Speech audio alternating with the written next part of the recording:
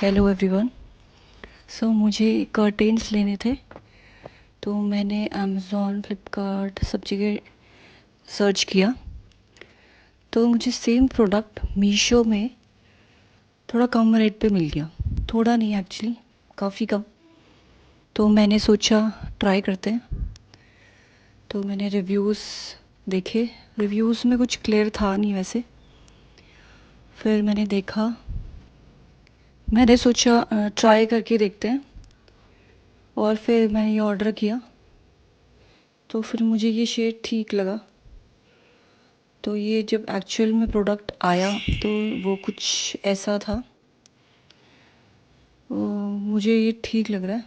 आपको कैसा लग रहा है, प्लीज़ कमेंट में बताएं।